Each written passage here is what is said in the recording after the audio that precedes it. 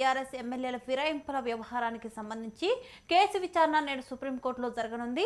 Justice Sanjay Karol, justice Augustine George ధర్మాసనం ఈ కేసును విచారించారు.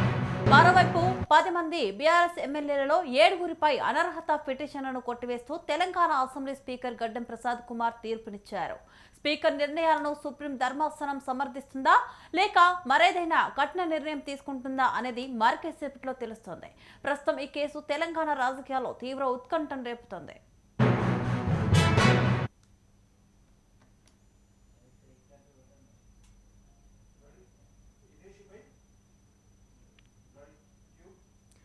ఇక ఇదే అంశంపై మరింత సమాచారం మా బ్యూరో చీఫ్ శేఖర్ అందిస్తారు. శేఖర్, చెప్పండి.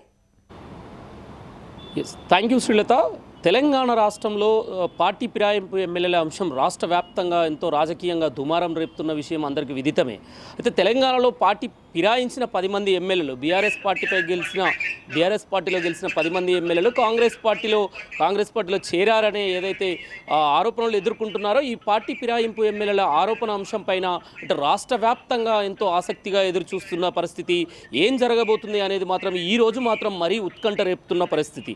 ఎందుకంటే సుప్రీంకోర్టు తీర్పు ఉన్న నేపథ్యంలో ఈ పార్టీ ఫిరాయించిన ఎమ్మెల్యేల అంశం పైన సుప్రీంకోర్టు ఎలాంటి తీర్పుని ఇవ్వబోతుంది, ఎలాంటి స్టెప్ తీసుకోబోతుంది అనేది మాత్రం సుప్రీంకోర్టు ధర్మాసనం కోసం ఈరోజు ఎంతో ఆసక్తిగా రాష్ట్ర వ్యాప్తంగా ఎంతో ఉత్కంఠగా ఆసక్తిగా ఎదురు చూస్తున్నారు. అటు రాజకీయ వర్గాలు, ఇటు విశ్లేషకులు, పార్టీ ప్రజలు ఎంతో పెద్ద ఎత్తున ఎదురు చూస్తున్న పరిస్థితి. అంటే సుప్రీంకోర్టు ఎలాంటి నిర్ణయం తీసుకోబోతుంది, పార్టీ మారిన ఎమ్మెల్యేల ఫిరాయించిన ఎమ్మెల్యేల అంశం పైన అసెంబ్లీ స్పీకర్ గడ్డం ప్రసాద్ కుమార్ ఆ ఎమ్మెల్యేల పార్టీ ఫిరాయించిన అంశం పైన స్పీకర్ పరిధిలో ఉన్న అంశాన్ని గతంలో సుప్రీంకోర్టు స్పీకర్ పరిధిలోకి నెట్టేసింది. స్పీకర్ ఎలాంటి నిర్ణయం తీసుకుంటారో ఆ గడువులోగా తీసుకోవాలని ఏదైతే సుప్రీంకోర్టు ఆదేశాలు ఉన్నాయో దాని ప్రకారం గడ్డం ప్రసాద్ కుమార్ అసెంబ్లీ స్పీకర్ ఇప్పటికే 7 ఎమ్మెల్యేలకు పార్టీ మారిన 10 మంది ఎమ్మెల్యేలలో 7 ఎమ్మెల్యేలకు క్లీన్ చిట్ ఇచ్చారు.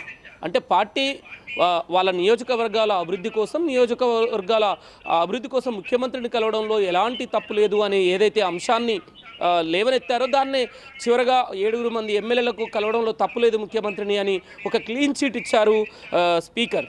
దీంతో ఈరోజు సుప్రీంకోర్టు ఎలాంటి నిర్ణయం తీసుకోబోతుంది, స్పీకర్ తీసుకున్న నిర్ణయాన్ని సుప్రీంకోర్టు తోసిపుచ్చుతుందా, అంటే పార్టీ మారిన ఈ అంశం ఏదైతే వాళ్ళ క్లీన్ చిట్ ఇచ్చారో పార్టీ మారారని దాన్ని సుప్రీంకోర్టు ఖచ్చితంగా ఈరోజు ఎలాంటి నిర్ణయం తీసుకోబోతుంది అనేది మాత్రం చాలా ఆసక్తిగా ఎదురు చూస్తున్నారు. ఒకవేళ కాదంటుందా స్పీకర్ని, పార్టీ మారిన ఎమ్మెల్యేల అంశంలో ఏదైతే 10 మంది ఎమ్మెల్యేలలో 7 క్లీన్ చిట్ ఇచ్చారో దాన్ని కూడా తప్పుపడుతూ ధర్మాసనం ఈరోజు ఏమైనా తీర్పిస్తుందా లేదా, ఒకవేళ అలా ఇచ్చినట్లయితే అటు రాజకీయంగా ఇటు ప్రభుత్వంలో ఉన్న కాంగ్రెస్ పార్టీకి ఇబ్బందులు తప్పవు అనేది మాత్రం విశ్లేషకులు అంటున్న పరిస్థితి.